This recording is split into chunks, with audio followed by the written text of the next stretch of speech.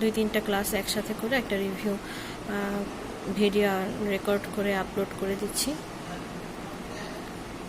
তো ইকোনমিক্স কোর্সে এখানে আমরা দেখো যে একটু আমরা একদম ইন্ট্রোডাক্টরি লেকচার থেকে শুরু করছি।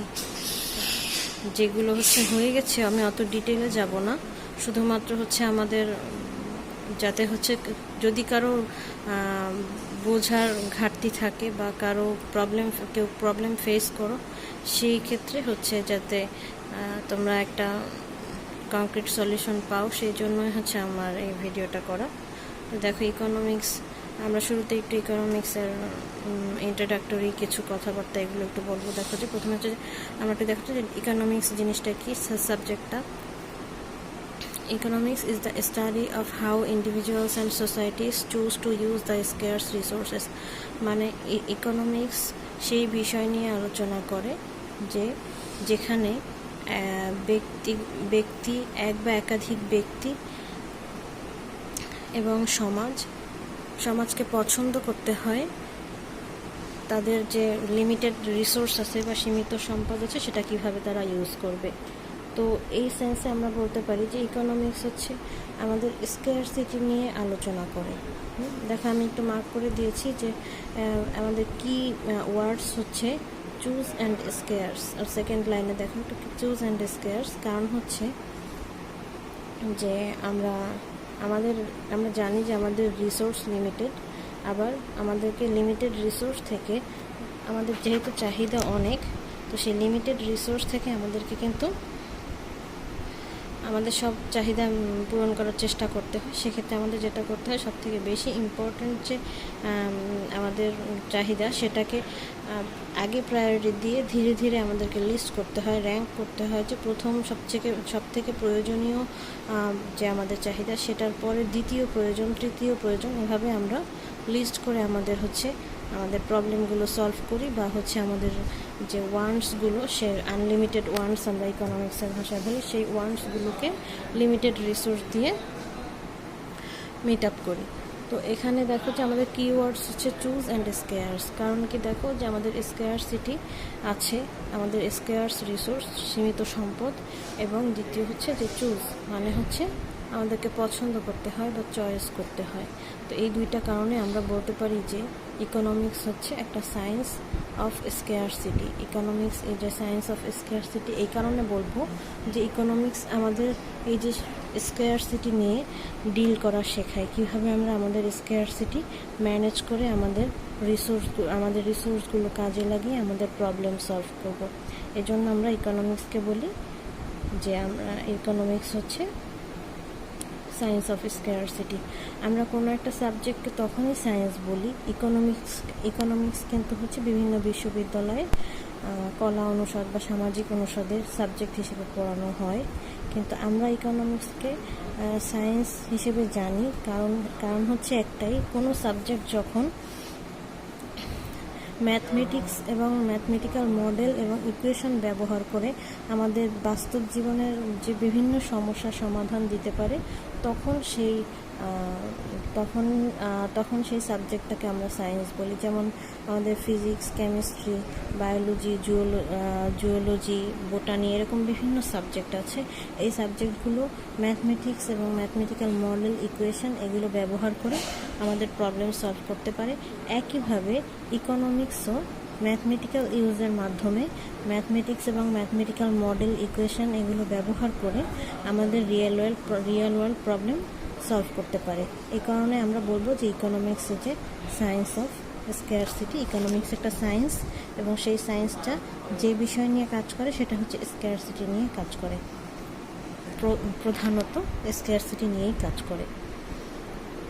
সেকেন্ডলি আসি যে এই ইকোনমিক্স সাবজেক্টটাকেই যখন আমরা আমাদের ব্যক্তি জীবনে অ্যাপ্লাইড ক্ষেত্রে ব্যবহার করি, সেটাকে বলা হয় ম্যানেজেরিয়াল ইকোনমিক্স। এই জন্যই ইকোনমিক্স কোর্সটারই বিভিন্ন নাম হয়। যখন আমরা যেই সেক্টরে ব্যবহার করি, তখন সেটাকে আমরা সেই সেক্টরের নামে আখ্যায়িত করি। যেমন ইকোনমিক্সকে যখন আমরা আমাদের হেলথ সেক্টর অ্যানালাইজ করার জন্য ব্যবহার করি, তখন আমাদের কিছু ডিফারেন্ট টুলস ইউজ করতে হয়, ইকোনমিক্সের ডিফারেন্ট কিছু থিওরিজ মডেলস ইউজ করতে হয়, সেগুলো তখন আমরা সেটাকে বলি হেলথ ইকোনমিক্স। ইকোনমিক্সের কিন্তু অনেকগুলো শাখা আছে, সে হেলথ ইকোনমিক্স আছে। যখন আমরা একটা দেশের বা যে কোনো কিছু ডেভেলপমেন্ট নিয়ে আলোচনা করি তখন সেটাকে আমরা বলি ডেভেলপমেন্ট ইকোনমিক্স। আবার মনে করো আমরা যখন আমাদের মনে করো ইঞ্জিনিয়ারিং ক্ষেত্রে কোথাও আমরা ইকোনমিক্সের নলেজ অ্যাপ্লাই করব, তখন সেখানে আবার আমাদের বিভিন্ন আলাদা কিছু অ্যাপ্রোচের ইকোনমিক্সেরই কিছু আলাদা টুল, স্পেশাল কিছু টুল ব্যবহার করব, তখন সেটার নাম হবে ইঞ্জিনিয়ারিং ইকোনমিক্স। আবার যখন আমরা একদম বেসিক কিছু ইকোনমিক্সের সব থেকে একদম বেসিক কিছু কনসেপ্ট আমরা যখন পড়ি সেটাকে আমরা ফান্ডামেন্টালস অফ ইকোনমিক্স বলি। তো সেই ফান্ডামেন্টালসগুলোকে আমরা ব্যবহার করি এই কারণে যে ইকোনমিক্সের এই ফান্ডামেন্টাল নলেজগুলো মোটামুটি সব সাবজেক্টের জন্যই আমাদের দৈনন্দিন জীবনে খুব বেশি প্রয়োজন। তো এরপরে দেখো যে আমরা এরপর একটু আসি সেকেন্ড প্যারাতে, যে 3 key reasons to study economics।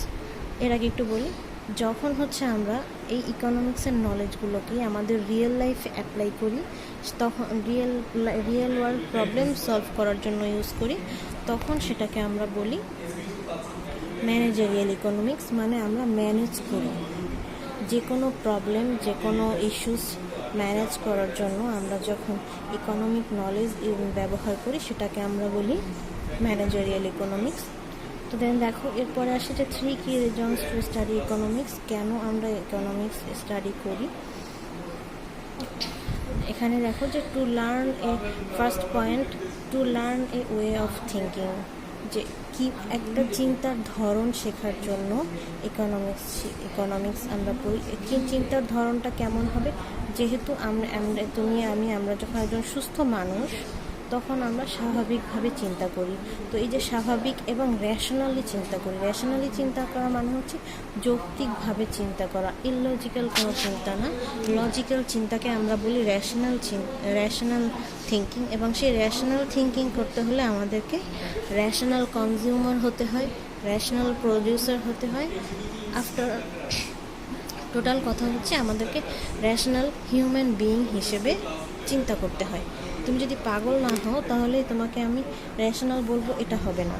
একজন সুস্থ স্বাভাবিক মানুষ হলেই যে র্যাশনাল হবে সেটাও বলা যাবে না, যদি না সে র্যাশনালি চিন্তা না করে। যেমন মনে করো আমরা ধরতে পারি যে আমি কোনো একটা সুযোগ নেওয়ার জন্য অন্য একটা বড় সুযোগকে ছেড়ে দিলাম, তখন কিন্তু আমাকে র্যাশনাল বলা যাবে না।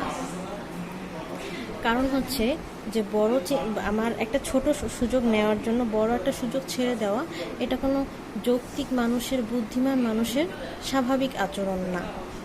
এক্সেপশন থাকতে পারে কিন্তু সেটা স্বাভাবিক আচরণ না।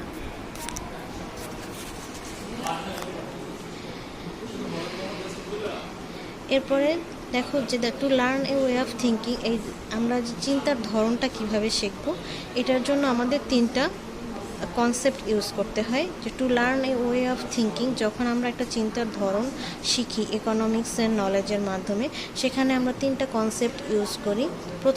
প্রথমত হচ্ছে অপরচুনিটি কস্ট, সেকেন্ড হচ্ছে মার্জিনালিজম এবং থার্ড হচ্ছে ইফিশিয়েন্ট মার্কেট। তো দেখি to learn a way of থিঙ্কিংয়ে অপরচুনিটি কস্ট কীভাবে আমাদেরকে হেল্প করে। অপরচুনিটি কস্ট একটু আগে যেটা বলছিলাম, যে কোনো একটা সুযোগ নেওয়ার জন্য যখন আমি অন্য একটা সুযোগ ছেড়ে দেই, তাহলে সেখানে আমাকে দেখতে হবে যে আমাকে ভালো সুযোগটা নিতে হবে তুলনামূলক কম সুযোগের থেকে। যেটাকে আমি ছেড়ে দিব, সেটাকে যে সুযোগটা আমি পিক করব তার থেকে ছেড়ে দেওয়ার সুযোগটা তুলনামূলক কম ভালো হতে হবে। এখানে অপরচুনিটি কস্টটা হচ্ছে কোনো একটা অপরচুনিটি নেওয়ার জন্য আমি যে অপরচুনিটিটা ছেড়ে দেই, সেই ছেড়ে দেওয়া অপরচুনিটিটাকে আমরা বলি opportunity cost of the option that we have chosen. মানে আমরা যে অপশনটাকে সিলেক্ট করি নিজে গ্রহণ করার জন্য, সেটা সিলেক্ট করার জন্য অন্য যে অপশনটাকে ছেড়ে দিই, সেটাকে আমরা হচ্ছে গ্রহণ করা অপশনের অপরচুনিটি কস্ট বলি, ছেড়ে দেওয়া অপশনকে।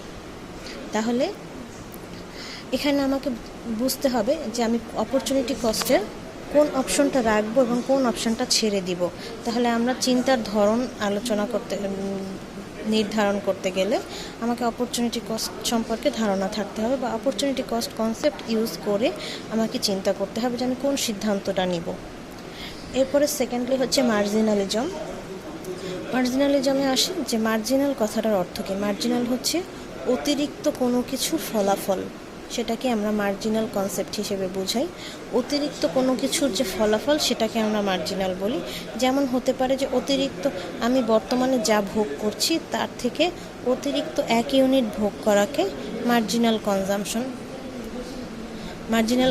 অতিরিক্ত 1 ইউনিট ভোগ করার ফলে যে অতিরিক্ত খরচ হবে সেটাকে আমি মার্জিনাল কস্ট বলবো। অতিরিক্ত 1 ইউনিট কনজাম্পশন করার ফলে যে অতিরিক্ত কস্ট হবে সেটাকে বলা হবে মার্জিনাল কস্ট। আবার আমি মনে করো আমি কোনো কিছু একটা ভোগ করছি, সেখান থেকে আমি একটা বেনিফিট পাচ্ছি।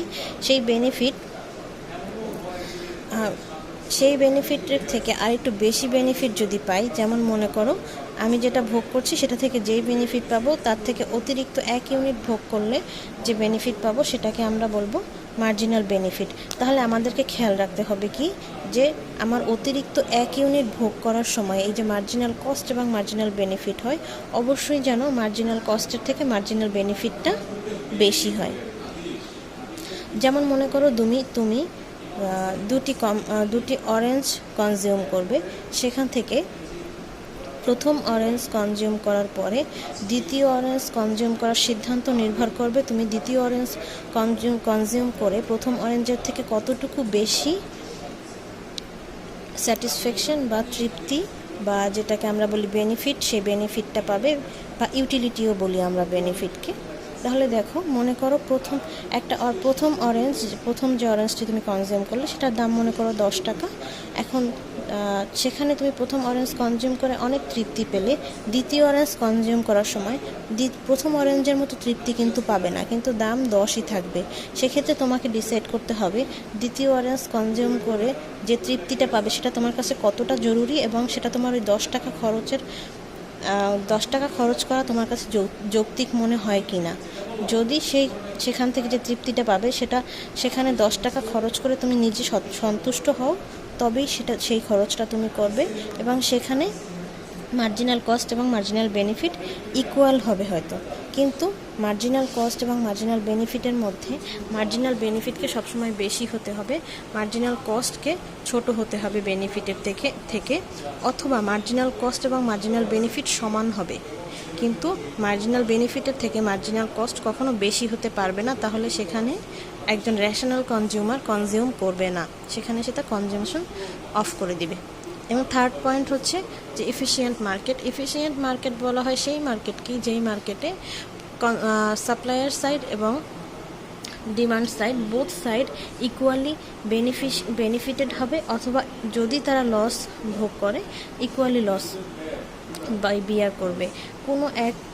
কোনো একটা পার্টি অন্য পার্টিকে ওর্স কন্ডিশনে ফেলে নিজে বেটার কন্ডিশনে যেতে পারবে না, এবং সেখানে একটা equilibrium price and quantity set হবে, যেখানে একটা ফিক্সড স্পেসিফিক দামে স্পেসিফিক কোয়ান্টিটি পারচেজ এবং সেল এবং পারচেস করায় দুই পক্ষই, ক্রেতা এবং বিক্রেতা দুই পক্ষই সম্মত হবে, তখন সেই মার্কেটকে আমরা এফিশিয়েন্ট মার্কেট বলবো। আমরা অনেক সময় দেখে থাকি যে আমরা মার্কেটে যাওয়ার পরে হয়তো দামাদামি করলাম, দামটা পছন্দ হয় না, তারপর বাধ্য হয়ে নিয়ে চলে আসলাম। এটা একজন রেশনাল, অনেক বেশি দাম তোমার এক্সপেক্টেড প্রাইস এবং বাজারের অরিজিনাল প্রাইসের ডিফারেন্স অনেক বেশি থাকলে অনেক সময় আমরা কিনে নিয়ে আসি, যাচাই বাছাই করার ঝামেলা থেকে, বা এরকম কোনো একটা কারণে, যে কোনো কারণ হতে পারে, সেই কারণে আমরা নিয়ে। কিন্তু এই যে যাচাই বাছাই ছাড়া হুট করে কিনে নিয়ে আসে, এটা রেশনাল কনজিউমারের ক্যারেক্টারিস্টিক না। সেক্ষেত্রে আমরা এফিশিয়েন্ট মার্কেট অ্যানালাইসিস করতে শিখব, এবং সেখান থেকে আমরা কীভাবে ইকোনমিক ডিসিশন নেওয়া যায় সেটা শিখব।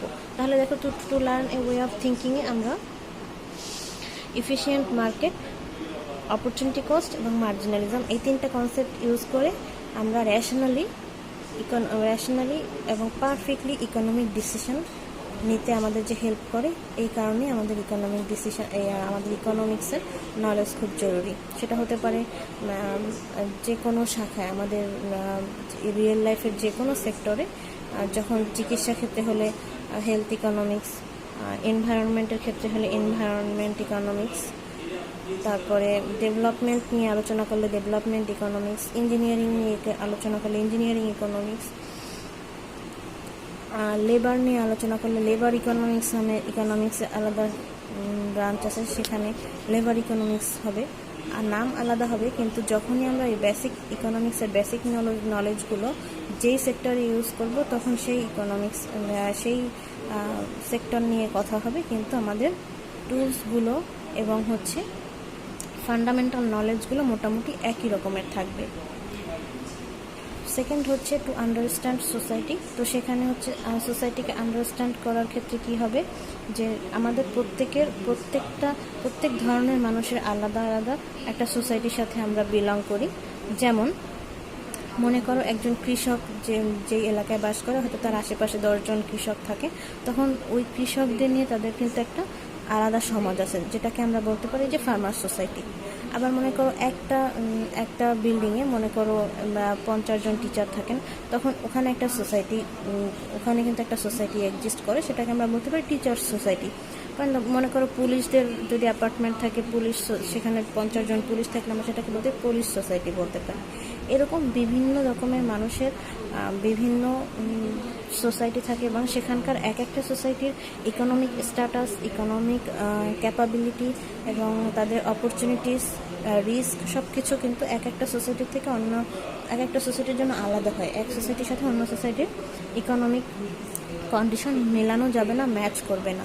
তো সেক্ষেত্রে আমরা যেটা করতে পারি, যে আমাদের যে এই বিভিন্ন সোসাইটিকে আন্ডারস্ট্যান্ড করার জন্য আমাদের কিন্তু ইকোনমিক নলেজ খুব বেশি জরুরি। কারণ মনে করো হয়তো কেউ একজন একটা শহরের বস্তি এরিয়া থাকে, সে হয়তো একজন উচ্চবিত্ত বা মধ্যবিত্তদের যে সোসাইটিগুলো আছে সেখানে এসে সে সব কিছু স্বাভাবিকভাবে বুঝতে পারবে না, বা তার অ্যাডজাস্ট করতে প্রবলেম হবে। আবার সিমিলারলি মনে করো আমাদের একটু মধ্যবিত্ত বা একটু উচ্চবিত্ত যারা আছে, তাদের সোসাইটিগুলো থেকে কেউ একজন একটু নিম্নবিত্তদের সোসাইটিতে যেয়ে কিন্তু সেখানকার ইকোনমিক কন্ডিশনগুলো তার জন্য বোঝা একটু কঠিন হবে, অ্যাডজাস্ট করা কঠিন হবে। তাহলে এখানেও একটা সোসাইটিকে আন্ডারস্ট্যান্ড করার জন্য আমাদের ইকোনমিক্স অ্যান্ড নলেজ খুব জরুরি। থার্ড হচ্ছে to be an informed citizen, যে তুমি একজন রাষ্ট্রের নাগরিক হিসেবে তোমার অধিকার কি, তোমার কর্তব্য কি, তুমি কি কি সুযোগ সুবিধা রাষ্ট্রের কাছ থেকে পেতে পারো, তুমি রাষ্ট্রের রাজনৈতিক ক্ষেত্রে তোমার ভূমিকা আছে, তুমি কাকে নির্বাচন করবে, তার কাছ থেকে তুমি কি ধরনের অর্থনৈতিক প্রতিশ্রুতি পেতে পারো ভবিষ্যতে, এই সব কিছু বিবেচনা করার জন্য, এবং মনে করো তোমার সরকার বহির্বিশ্বের সাথে কি ধরনের অর্থনৈতিক চুক্তি করছে, কি ধরনের সুযোগ সুবিধা পাচ্ছে তোমার দেশ, এই সব কিছু জানার জন্য তোমাকে কিন্তু, তুমি যদি ইকোনমিক নলেজ তোমার না থাকে, তাহলে তুমি একজন সচেতন নাগরিক হিসেবে তোমার পাওনাগুলোও পেতে পারবে না এবং তোমার দায়িত্বগুলো পালন করতে পারবে না। সেটা কিন্তু আমাদের জন্য খুব একটা প্রবলেমের বিষয়। সেক্ষেত্রে একজন সচেতন নাগরিক হিসেবে নিজের অধিকার এবং দায়িত্ব সম্পর্কে জানা এবং কাজ করার জন্য আমাদেরকে ইকোনমিক নলেজ গ্যাদার করা উচিত। তাহলে আমরা এই তিনটা কারণে আমরা ইকোনমিক্স স্টাডি করি। এরপরে আসি, দেখো একটু আমরা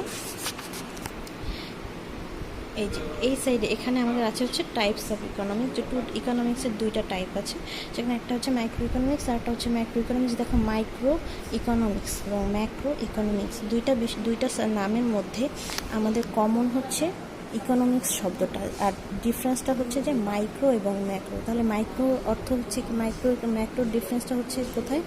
মাইক্রো অর্থ ক্ষুদ্র এবং ম্যাক্রো অর্থ বৃহৎ। তাহলে মাইক্রো ইকোনমিক্স মানে ক্ষুদ্র অর্থনীতি এবং ম্যাক্রো ইকোনমিক্স হচ্ছে বৃহৎ অর্থনীতি। সেখানে মাইক্রো ইকোনমিক্স আমাদের অর্থনীতির ছোট ছোট বিষয়গুলো নিয়ে আলোচনা করে, ছোট ছোট ইউনিটগুলো নিয়ে আলোচনা করে, এবং ম্যাক্রো ইকোনমিক্স বৃহৎ আকারে আলোচনা করে, যেমন জাতীয় লেভেলের যে আলোচনাগুলো সেগুলো। মাইক্রো ইকোনমিক্স একজন ব্যক্তি, একটা ফার্ম, একটা স্পেসিফিক একটা বা একাধিক ইন্ডাস্ট্রি, একটা দেশের যে কোনো একটা সেক্টর নিয়ে আলোচনা করে।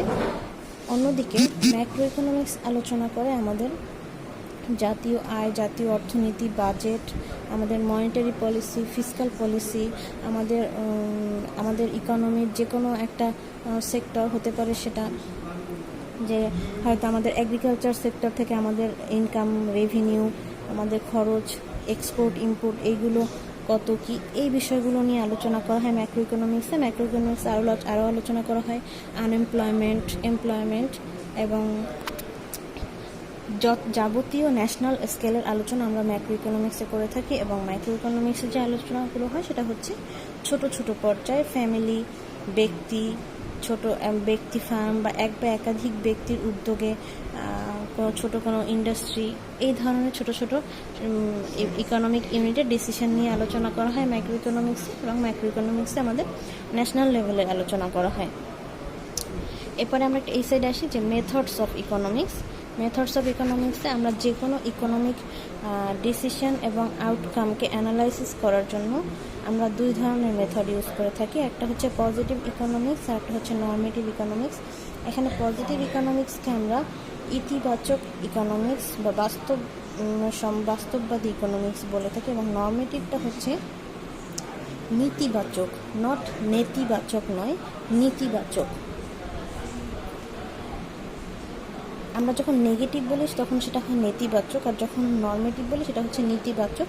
নীতিবাচক মানে হচ্ছে সেটা আমাদের এথিক্সের সাথে জড়িত, আমাদের এথিক্যাল ইস্যু, যে আমার বিবেক বা আমার বুদ্ধি, আমার ন্যায়পরায়ণতার মাধ্যমে আমি যে কাজগুলো করি বা জাজমেন্ট করি সেটা হচ্ছে নর্মেটিভ। তো এখানে আমরা পজিটিভ ইকোনমিক্স হচ্ছে কোনো একটা বিষয়ে স্টেটমেন্ট দিবে, কোনো একটা প্রবলেম অ্যানালাইসিস করে স্টেটমেন্ট দিবে, বাট সেটা নিয়ে কোনো পলিসি রিকমেন্ডেশনস বা কোনো সলিউশন দিবে না। কিন্তু অন্যদিকে যেটা হবে নর্মেটিভ ইকোনমিক্স আমাদেরকে প্রবলেম অ্যানালাইজ, পজিটিভ ইকোনমিক্সের সূত্র ধরে আমাদেরকে প্রবলেম অ্যানালাইজ করবে এবং সেই প্রবলেম থেকে আমাদেরকে একটা পলিসি রিকমেন্ডেশন বা সলিউশনের পথ দেখাবে। যেমন মনে করো যে হয়তো আমরা বলতে পারি, যেটা খোলা মাঠের উদাহরণ দিই, যে একটা খোলা মাঠ আছে আমাদের সামনে, সেখানে মাঠের মধ্যে ধরো মাঠটা নোংরা, ময়লা পড়ে আছে, বা সেখানে নিরাপত্তার অভাব আছে। তো সেক্ষেত্রে সেই মাঠে রাত্রবেলা যাতায়াত করলে মাঠের মধ্যে থেকে সেখানে নিরাপত্তার অভাব আছে। তো সেক্ষেত্রে যেটা হবে যে পজিটিভ ইকোনমিক্সের অ্যাপ্রোচে আমরা বলবো যে মাঠটা নোংরা অবস্থায় পড়ে আছে অথবা সেখানে নিরাপত্তার যথেষ্ট অভাব আছে। তো এই সূত্র ধরে নর্মেটিভ ইকোনমিক্সের কাজ হচ্ছে মাঠটা খোলা পড়ে আছে